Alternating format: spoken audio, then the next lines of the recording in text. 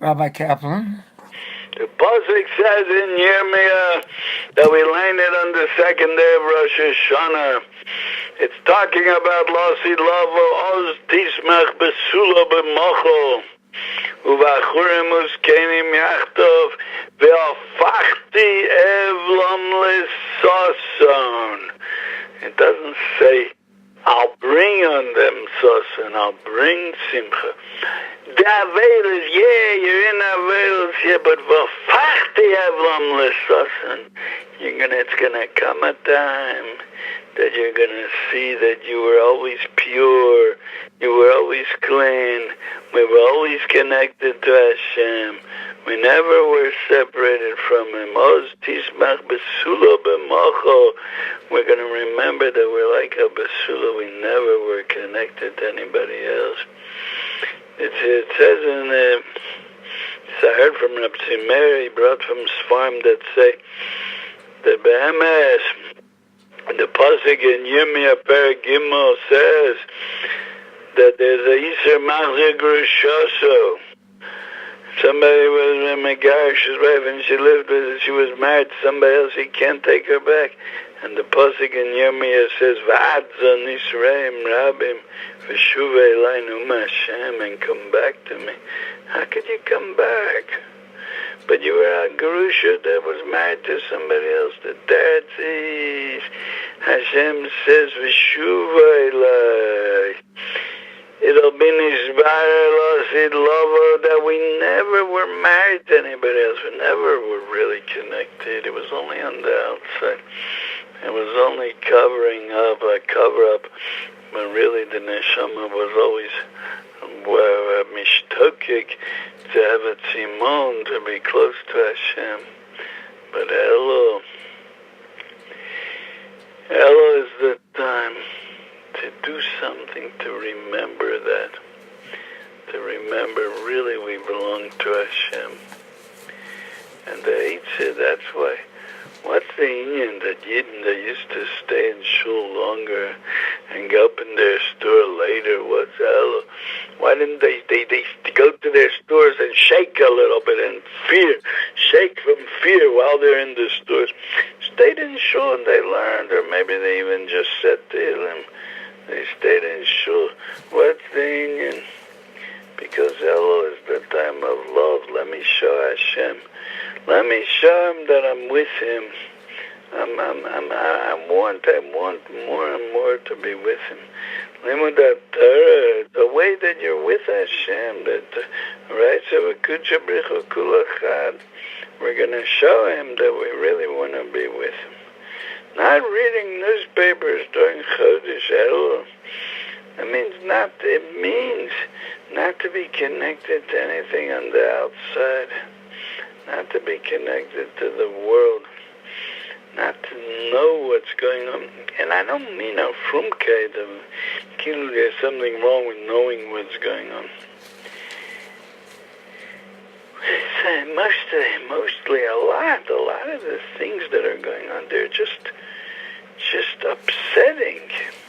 Just now, the producer was telling me about this general that he talked about, that we have to have Torah and Neshek, and we have to worry about not killing Goyim for nothing. I mean, terrible things.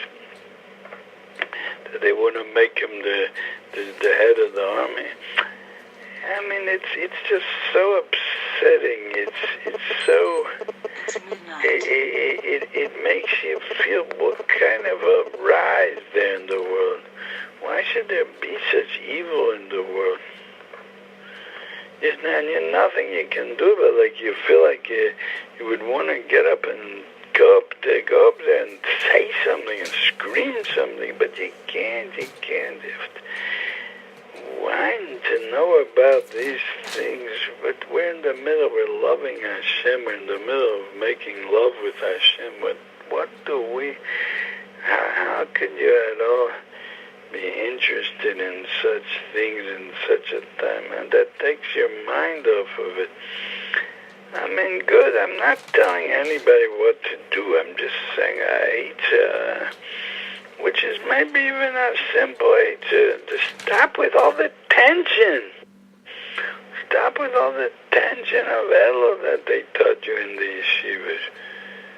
Do something that you could and have in mind that you're doing this. Today, the love to Hashem should continue burning in you, should awaken in you. And that's elul, and that's mazel besula. How can it be mazel besula, but I suppose it's not a besula, but the pshat is pure. It never was connected to anything else. It was only interested in its closeness to Hashem. That's the union of mazel besula, and that's the union of elul. And that's the union of avas Hashem. The strange thing is that in the middle of these 40 days comes in all of a sudden a Yom Adin, a Rosh Hashanah Yom Adin. I don't know, it's hard to get into that now. But I wanted to talk about another Nakuda which is connected. That when Moshe Rabbeinu went up to the mountain on Rosh Chodesh Elul, and he was there 40 days. That was called Yemei Ratzon, the days that Hashem was making up with Klal Yisrael, being mispayas with Klal Yisrael. The days that Hashem was saying, I forgive you. Moshe Rabbeinu said, we learn it on Shabbos Chol HaMoed, Ure'ei, ki amcho hagoy hazeh. Look, Hashem, he's tiny, he's arguing, he's being argumentative. Like some people would say, you're not allowed to be argumentative. Moshe Rabbeinu didn't care what you say, you're not allowed to yell at. He was argumentative with Hashem for the sake of Klal Yisrael. And he said, hey, and look Hashem, ki amcho hagoy hazeh, this is your people. There's no such thing as achlifim b'uma acheres. There is no other uma acheres you could take. These are your people. Take them the way they are. Yeah, they worshipped an Ega. That's your people. You're stuck with them. Don't tell me I'm going to be machlif them b'uma acheres. Moshe Rabbeinu argued against Hashem. And that was 40 days. He was busy with this rotzen, with Hashem saying, yeah, you're right, Moshe Rabbeinu. It's Amcho, yeah, it's Taka, my people. Why did it take 40 days for that? I was thinking, 40 days Hashem was showing Moshe Rabbeinu the love to his people in all generations, not just for that time. The Chazal say there's no punishment that Yidden had in any time in the Golus that's not mixed in with it part of the punishment for the Chet Egel. The pshat is that the Chet Egel exists for generations, on and on and on. It stays for all generations, the Chet Egel. And this I understood from the talks of Reb Tzimmer that the pshat is that this situation was brought on the Chet Egel, which is the being afraid of the Satan showing the Mitas Moshe Mess. When the Satan showed this movie of Mitas Moshe Mess, the Moshe Rabbeinu's dead body showed them, and showed a movie. It was the first movie in history. So they got scared. Oh, what are we going to do now? They should have said, what are we going to do now? We'll just see what happens. We'll try the best we can. Then who asked you to look for solutions? That's the thing. That's Zionism. The Jewish problem. There's a Jewish problem. Of course there's a Jewish problem. I heard from Tzvi Chesed Shlita. Then he said, I heard so. He saw a Jewish problem. They looked for a solution. First, he came up with maybe the wrong solution, but he looked for a solution. There is a problem, but who told you to go in crooked ways? Who told you to be a chacham? The best solution is just to bend yourself down. Accept the whole golus. Don't look for a solution to change the whole situation. Like Korach did. Why don't we make everybody a Kohen Gadol? Let everybody go in and be Maktik Teres. This is how it is. State the way it is. Live with what it is. The Klal Yisrael, they open up Aron Kodesh, let's say, for by the Piyutim. The minig is you open up Aron Kodesh, and they're machabed somebody to open it up. Klal Yisrael does it. Don't be such a chacham. I understand different. I understand it's not necessary to open up the Aron Kodesh.